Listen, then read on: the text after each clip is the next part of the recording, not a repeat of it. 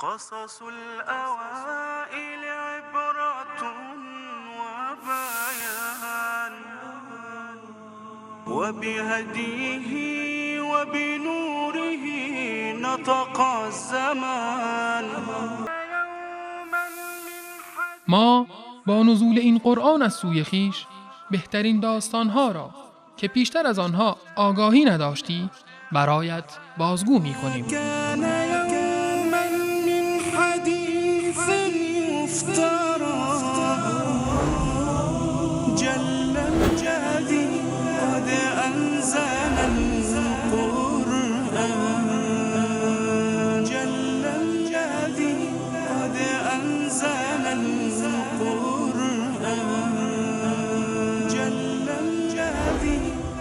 قصه های قرآنی.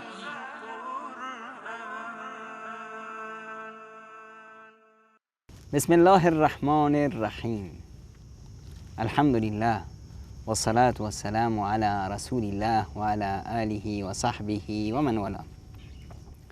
خدمت همه شما عزیزان و مهتران هر جای دنیا که هستید عرض سلام و وقت بخیر دارم و امیدوارم زندگیتون همیشه پر از ایمان و اخلاص و تقوا و سعادت و خوشبختی باشه و همیشه در پناه حق باشید. باز با قصه ای از قصه های قرآن، قصه هایی که به ما نمونه هایی از افراد و شخصیت هایی که در جامعه هستند رو میده، قصه هایی که پرده میکشه از پشت صحنه حقیقت ها، قصه هایی که ما را با اشخاص و نحوه برخوردشون، نحوه تفکیرشون و زندگیشون آشنا میکنه و به ما یاد میده که نباید چون فلان باشیم و باید چون صالحان باشیم. نمونه دیگه که ما در زندگیمون میبینیم و بسیار شاهد اون هستیم در بازار و در جامعه، اون افرادی هستند که مال و ثروت اونها رو گول میزنه. اون افرادی که وقتی دستشون به دهنشون میرسه غرور، کبر اونها رو گم میکنه، راه رو از چاه تشخیص نمیدن. قصه قارون هست. قارون شخصی بود از قوم موسی علیه السلام، یعنی از بنی اسرائیل بود، از مصریا نبود، از فرعون و قوم فرعون نبود. اما قرآن کریم وقتی که اون رو ذکر میکنه میگه که خداوند وقتی موسی رو فرستاد به سوی فرعون و هامان و قارون. اسمش رو خداوند با فرعون و هامان، اون ظالمان و سرکشان و مستکبران و طاغیان با هم میاره. چرا که این مرد مال و ثروتش اون رو گول زد.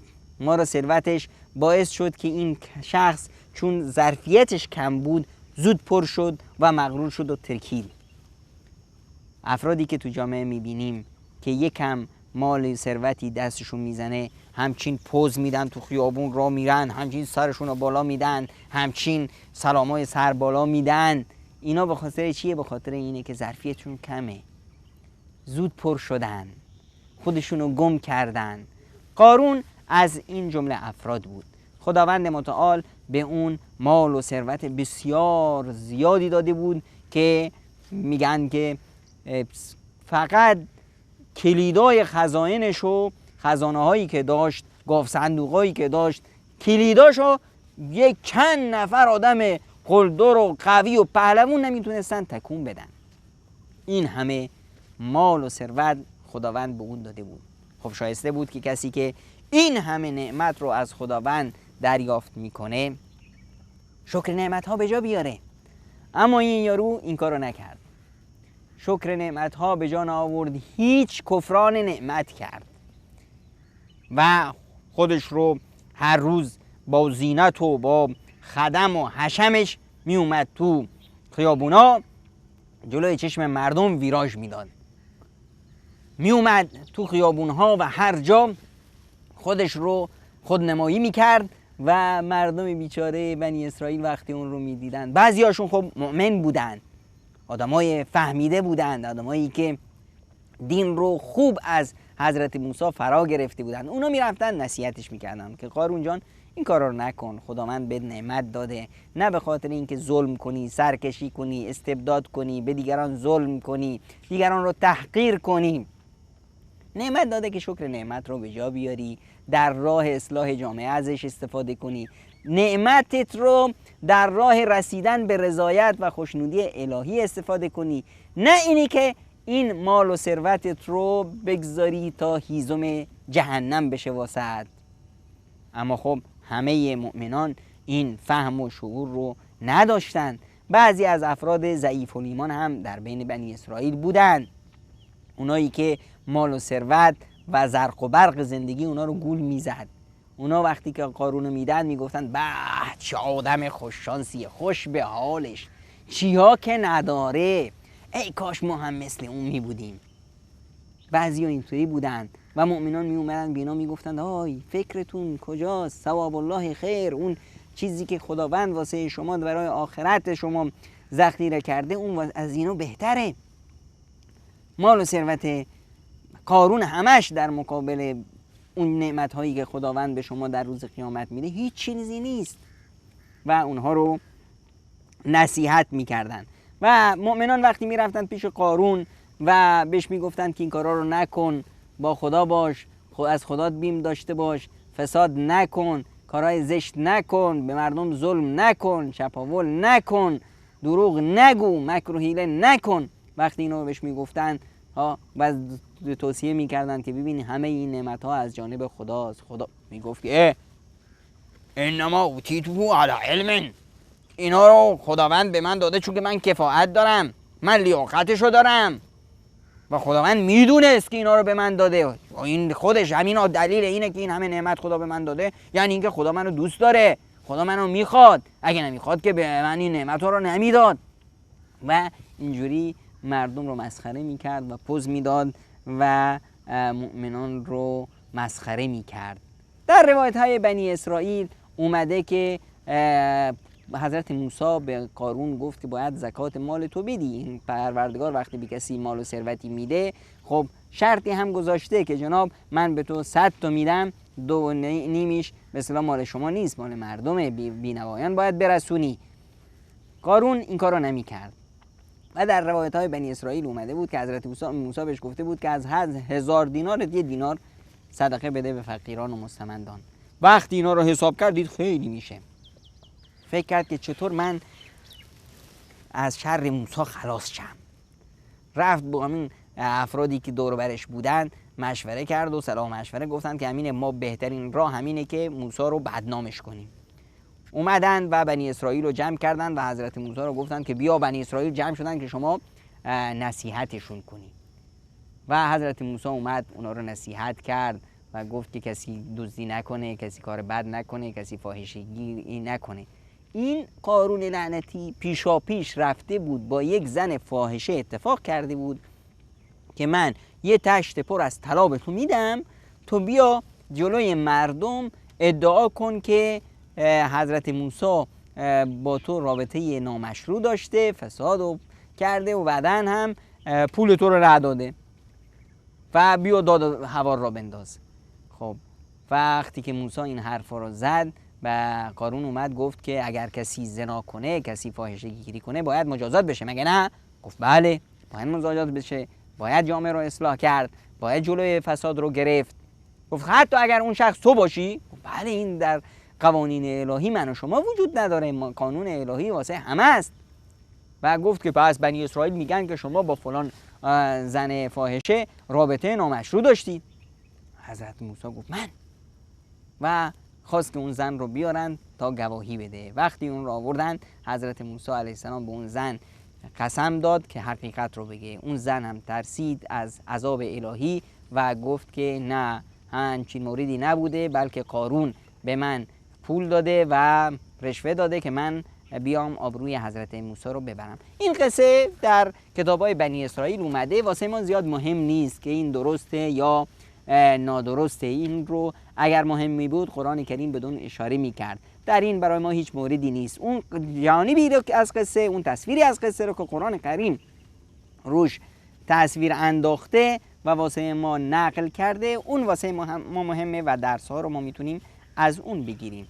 و این بود که قارون تکبر میکرد و با غرورش میومد خودنمایی میکرد و نصیحت های حضرت موسی و مؤمنان رو گوش نداد و در نهایت حضرت موسی نفرینش کرد و این شد که خداوند متعال عذابش رو بر قارون فرستاد و زمین قارون و قارونیان، افرادی که با اون بودند، رو بلعید. این درسیه که این قصه به ما میده که این قارون چهره‌ای است که روزانه ما مشاهدهش میکنیم، در زندگیمون میبینیم افراد قارون صفت رو و نهایتشون هم مثل سرورشون و رئیسشون قارون هست و زندگیشون هم مثل قارون بدبختی و بیچارگی است. حالا میریم با هم این قصه رو در قرآن کریم تلاوت میکنیم تا از اون حقیقت ماجرایی که قرآن و اون تصویری که قرآن واسه ما نقل کرده با اون بیشتر آشنا شیم. قصص الأوائل عبرة وبيان. قرآن کریم تصویری بسیار زیبا از حکایت قارون رو به صورت مختصر و جامع و کامل واسه ما نقل کرده. در سوره قصص از آیه 76 تا آیه 83-84 ما ماجرای قارون رو داریم. در این آیات میخونیم که ان قارون کان من قوم موسی فبغى علیهم. قارون از بنی اسرائیلی ها و از قوم موسی بود که بر علیه تعالیم موسی علیه السلام سرکشی کرد. و آتیناه من الکنوز ما ان مفاتحه لتنوء بالعصبة اولی القوة. ما اون رو اینقدر گنجها و مالها و ثروتها دادیم که یک گروه آدمای پهلوون هم نمیتونن کلیدهای اون، خزانه های اون رو یا خود خزانه ها رو حمل کنند. این همه ثروت خداوند متعال به قارون داده بود.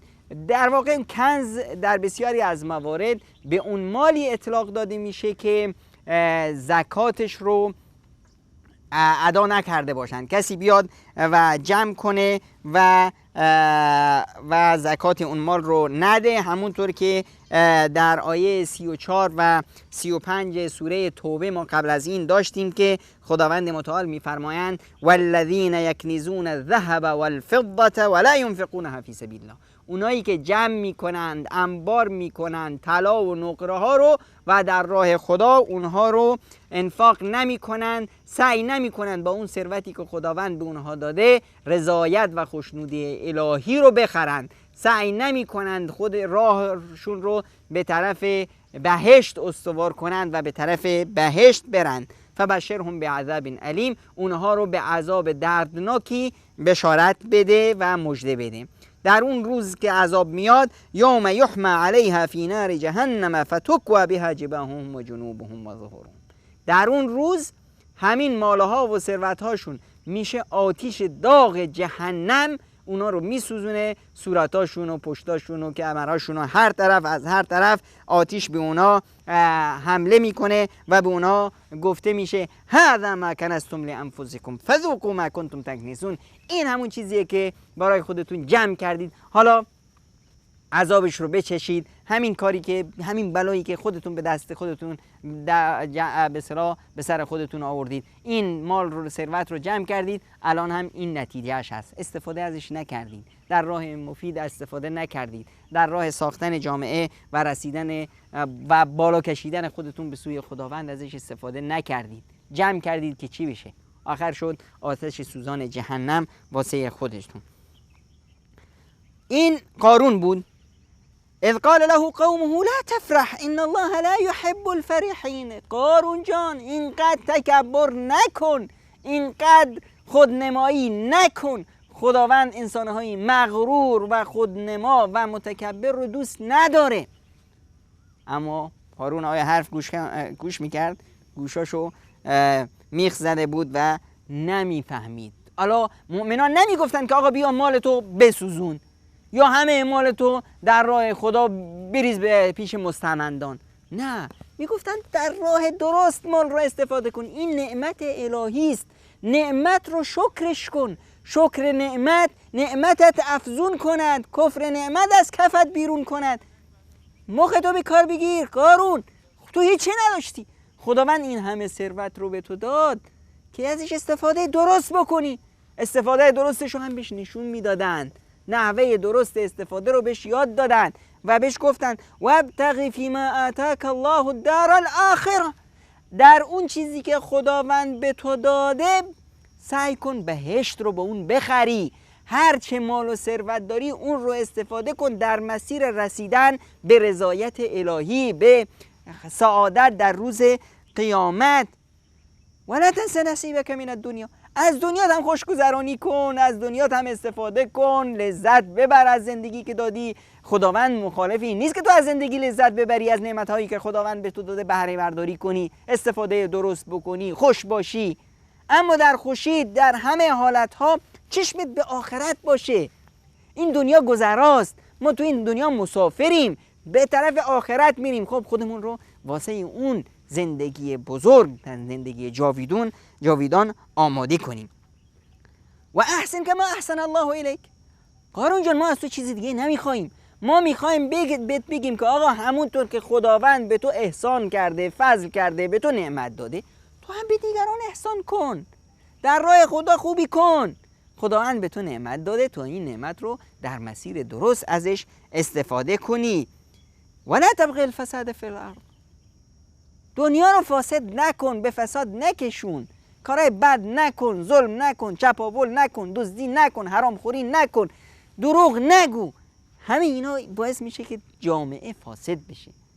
دنیا رو، جامعه رو به فساد نکشون، کارهای درست بکن، نعمت رو درست استفاده کن. ان الله لا يحب المفسدين، که خداوند فسادکاران رو دوست نداره. بهش نمیگفتند که مال و ثروت و نعمتها و زینت و زیبایی که خداوند خلق کرده این حرامه. نه، البته که نه. خداوند این نعمت رو خلق کرده واسه انسانها و مؤمنان که ازش استفاده کنن. و در سوره اعراف آیه 32 ما میخونیم که قل من حرم زینت الله التي اخرج لعباده والطیبات من الرزق. خداوند به مؤمنان میگه که بگید کیه که زینت ها و زیبایی هایی که خداوند برای بندگانش درست کرده اونها رو حرام قرار داده. والطیبات من الرزق، و رزق و روزی خوب و خوشمزه و کی واسه مؤمنان حرام قرار داده؟ هرگز. خداوند و دین با مال و ثروت در تضاد نیست، در ستیز نیست. برعکس، بسیاری از عبادات دین مبنای ثروت داره. باید انسان ثروتمند باشه، مال داشته باشه تا بتونه ادایش کنه، اون عبادت رو به جا بیاره. مال باید داشته باشی تا بتونی زکات بدی، مال و ثروت داشته باشی تا بتونی حج بری، مال و ثروت داشته باشی تا بتونی در راه خدا انفاق کنی. حداقل نماز که میری خذوا زینتکم عند کل مسجد، لباس زیبا و تمیزی بپوشی. پس مال و ثروت خداوند واسه مؤمنان و حرام قرار نداده، بلکه اونا رو تشویق کرده که مال به دست بیارید، ثروتمند بشید. اما این مال و ثروتی که به دست میارید در راه درست ازش استفاده کنید. قل هی للذین آمنوا فی الحیاة الدنیا، این مال ثروت مال مؤمنان در حیات دنیا، خالصتا یوم القیامه. در حیات دنیا شاید در زندگی در دنیا کافرها هم مال ثروت داشته باشند، اما روز قیامت فقط و فقط این نعمتها خاص مؤمنان هست. بدین صورت قارون رو نصیحت می‌کردند، اما قارون سرکش بود. قال انما اوتیته علی علم عندی، این رو خداوند به من داده چون خداوند میدونست من کیم، من لیاقتش رو داشتم، من کسی بودم که خداوند به من خدا من رو دوست داره که اینا رو به من میده. اولم یعلم ان الله قد اهلك من قبله من القرون من هو اشد منه قوة و اکثر جمعا. مگه این مردی که نمیدونه خداوند قبل از این خیلی از مردم بودن از این پولدارتر بودن، از این سپاه و خدم و حشم و سربازای بیشتر داشتن، پول و ثروتی بیشتر داشتن. همه اونا رو خداوند با یک چشم هم زدن همه رو نیست و نابود کرد. مگه اینا رو نمیدونه؟ ولا یسأل عن ذنوبهم المجرمین. در اون روز که هلاک میشن اصلا مجرما رو نمیپرسن شما چیکار کردی چیکار نکردی. هلاکت بر اونا میاد. و قارون این حرفا رو گوش بدهکار نبود، می اومد فخرج علی قومه فی زینته، می اومد با خدم و حشمش جلوی مردم خود نمایی میکرد. قال الذين يريدون الحیاة الدنیا، اونایی که دنیا رو میخواستن، چشاشون خالی بود از دنیا، میگفتن یا لیت لنا مثل ما اوتی قارون انه لذو حظ عظیم. ای کاش ما هم به این چیزایی که قارون داده شده به ما هم بدن، واقعا این چه شانس خوبی داره. وقال الذين اوتوا العلم ويلكم ثواب الله خير لمن آمن وعمل صالحا ولا يلقاها الا الصابرون. وای به حال شما، این چه حرفیه که دارید میزنید؟ نعمت هایی که خداوند واسه شما مهیا کرده این از همه اینها بهتره برای کسایی که ایمان دارن، برای مؤمنان، برای پرهیزکاران. اما اون نعمت ها فقط مال کسایی که صبر پیشه میکنن، خودشون رو نمیبازن. اما جلوی قارون امثال قارون اینجا بود که عذاب الهی اومد و قارون رو برای همیشه نیست و نابود کرد، تا به قارونیان تا به روز قیامت این درس رو بده که با خدا در نیفتید. هر که با خدا در افتاد بر افتاد. فخسفنا به و بداره الارض، اونو مال و زندگی و قصراشون همه رو زمین بلعید. فما کان له من فئة ینصرونه، کسی نبود که به دادش برسه. من دون الله، کسی نمیدونست که در مقابل قدرت خدا وایسه و اون رو نجات بده. و ما کان من المنتصرین. خب اونایی که میگفتن ما ای کاش مثل قارون می بودیم.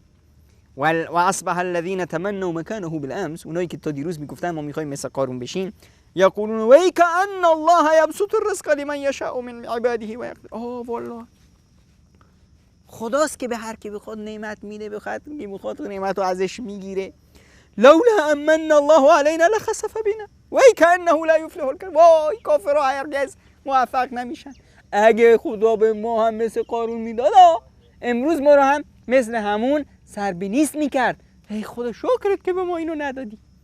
اینجا بود که عقلاشون به کار افتاد. بعد از اون قرآنی که رأی خودش رو میگه، تعلیق میزنه بر این قصه و میگه که تلک الدار الاخرة نجعلها للذین لا یریدون علوا فی الارض ولا فسادا والعاقبة للمتقین. عاقبت از آن متقیانه و آخرت و بهشت رو خداوند متعال برای کسایی قرار داده که در دنیا کبر و غرور نمی کنن، در دنیا فساد به راه نمیندازن. این حکایت قرآن کریم از قارون. اسم قارون در دو جای دیگه از قرآن کریم هم اومده، در سوره عنکبوت و قارون آیه 39 و قارون و فرعون و هامان ولقد جاءهم موسی بالبینات. موسی با بینات و با تورات و با نشانه های الهی اومد پیش قارون و فرعون و هامان. قارون رو مال و ثروتش مست کرده بود و مغرور رو از دین دور کرده بود. فرعون رو پادشاهی و غرورش و تکبر و سلطه و قدرتش. هامان رو کار و زندگیش، کارمند بود پیش فرعون، وزیر بود، میترسید کارش رو از دست بده. اینا کبر و غرور کردن و عناد کردند و سرکشی. فاستکبروا فی الارض و ما كانوا سابقین. در زمین استکبار به راه انداختن. فکلا اخذنا بذنبه، هر یکی رو به گناهش گرفتیم و بازخواست کردیم. و در آخر آیه 40 خداوند متعال میفرمایند و ما کان الله لیظلمهم، خداوند به کسی ظلم نمیورزه، ولکن کانوا انفسهم یظلمون، اینا خودشونن که به خودشون ظلم میکنن. همین مورد رو در آیه 23 سوره غافر هم داریم. ولقد ارسلنا موسی بآیاتنا و سلطان مبین، ما موسی رو با آیات و نشانه‌های خودمون فرستادیم. الی فرعون و هامان و قارون، به سوی فرعون و هامان و قارون. چی گفتن؟ فقالوا ساحر کذاب، گفتن که تو جادوگر دروغگو هستی. اینطوری با پیامبر خدا بی تربیتانه و بی ادبانه و گستاخانه برخورد کردند و نهایتا هم به خودشون ظلم ورزیدن و عذاب الهی اومد و اونها رو در همین دنیا به مجازات برخی از کاراشون رسون و در آخرت عذاب الهی به مراتب و مراتب برای اونها بدتر و شدیدتر خواهد بود. قصص الأوائل عبرة وبيان. در قصه قارون، چون سایر قصه های قرآن کریم برای ما بسیاری از درس هاست، ما میتونیم از این قصه استفاده های بسیاری رو ببریم در راستای ساختن خودمون، در راستای خدمت به جامعهمون و در راستای خدمت به بشریت.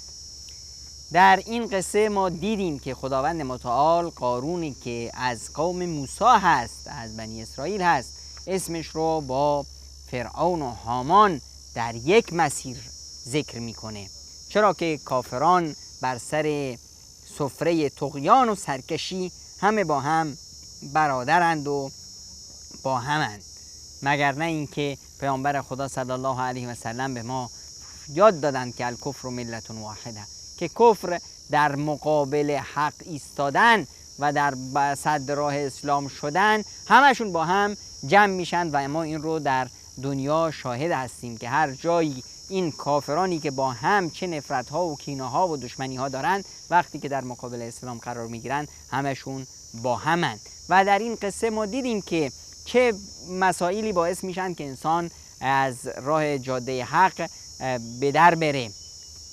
فرعون بود، جاه و سلطه و پادشاهی و قدرتش اون رو به سرکشی واداشته بود. هامان بود کار و وظیفه و کارمند بود، در حال میترسید که حقوقش قطع بشه. حقوق و ترس از آینده و ترس از رزق و روزی باعث شده بود که اون سرکش بشه. قارون بود که ثروت و دارایی‌هاش اون رو مست کرده بود و باعث شده بود که کفران نعمت کنه و طغیان کنه و از راه حق به دور بره. و این سرکشان بودند که در راه خدا و در مقابل حق ایستادن و مردمی که این فتنه ها رو میدیدن، این افراد رو میدیدن، قارون رو میدیدن، دو گروه بودن. یک گروهی اونها سادلوهایی که به ظاهر بسندیده میکردن، زرق و برق دنیا اونا رو کور میکرد و آرزو میکردن مثل اون سرکشان باشن، و یک گروه مؤمنی که ایمان در قلباشون جا گرفته بود، این دنیا و مال دنیا در مقابل اونها پشیزی ارزش نداشت. و قرآن به ما گفت که خداوند ان الله لا یحب الفریحین، خداوند مغروران و خودپرستان و خودستایان رو دوست نداره. شادی در اسلام خوبه، اما شادی که شما رو به طرف خدا ببره، نه شادی و خوشحالی که شما رو مغرور کنه و دیوونه کنه. و خداوند در اینجا مسیر نعمتهاش رو به ما یاد داد، دستور اجرایی برای نعمتها که هر چه نعمت خداوند به شما میده، هدفتون از استفاده از نعمتها، نحوه استفاده از نعمتها این باشه که چشمتون به رضایت الهی و آخرت باشه، ابتغاء آخرت باشه، و اینی که از دنیا هم لذتتونه ببرید، اما اون استفاده‌ای که از دنیا برای خودتون میکنید باز هم هدف رسیدن به رضایت خداوند باشه. به مردم نیکی کنید، خوبی کنید، همونطور که خداوند متعال به شما خوبی کرده و نعمتها داده، و حرام است که شما نعمتهای الهی رو ازش استفاده کنید در راه سرکشی و طغیان و افساد. و گفت که مفسدان و سرکشان و کسایی که جامعه رو به فساد میکشن، اونا عذاب دردناک جهنم منتظر اونهاست. و به مؤمن میگفت که همه نعمتها رو در راه رسیدن به رضایت الهی ازشون استفاده کن. و به ما نشون داد که اسلام با مال و ثروت در ستیز نیست هیچ، بلکه مؤمنان رو تشویق میکنه به کار کردن، به ثروت به دست آوردن، اما به اونها میگه که ثروت رو تو قلبتون نگذارید، تو دستاتون بذارید و در راه اصلاح و رسیدن به رضایت الهی از اون استفاده کنید. و به ما گفت که خوششانس اون کسیه که نعمت و ایمان و امان به دست آورده و به قناعت رسیده و به نجات و نعمت‌های الهی رو در راه رسیدن به رضایت الهی به دست استفاده کرده، نه اون کسی که مال و ثروتی داره و مال و ثروتش در نهایت اون رو مثل قارون به اصطلاح از بین میبره و به ما تأکید میکنه که باید چشمامون روی آخرت باشه، زندگیمون، هدفمون رسیدن به رضایت الهی باشه و به ما میگه که باید صبر زیبا داشته باشیم و همیشه از خداوند مدد و یاری بگیریم و از خداوند بخوایم که ما رو از عذاب نجات بده و به ما گفت که العاقبت فی الدنیا و الاخره، عاقبت در دنیا و آخرت، سعادت در دنیا و آخرت تنها و تنها از متقیان. کدوم متقیان؟ الذین لا یریدون علوا فی الارض ولا فسادا، اونهایی که سرکشی و فساد رو در زندگی نمیخوان و اگر کسی فساد کنه، بدی کنه، این بدی به خودش برمیگرده. ولا یحیق المکر السیء الا باهله، هر کی نقشه بد بکشه، چاه بکنه، خودش توش میفته. و به ما گفت که خداوند متعال با محسنان و افراد خوب با رحمت و فضلش برخورد میکنه و اونها رو در غریق رحمت خودش قرار میده. اینها بعضی از درس‌هایی بود که ما میتونستیم از قصه قارون یاد بگیریم. در این قصه شما باز این آیات رو مرور کنید، درس‌های بهتر و فهم و درک شعور شما رو یاری خواهد کرد تا درس‌های بهتر و اندرزهایی از این قصه بگیرید و سعی کنید این مفاهیم رو به دیگران هم برسونید، چه بسا که کسی حرف شما رو بگیره و اون رو گوشواره گوشاش کنه و راهیاب بشه و این بشه در میزان حسنات شما در روز قیامت. قصص الأوائل عبرة وبيان وبهديه وبنوره نطق الزمان ما كان يوما من حديث يفترى جل الذي قد أنزل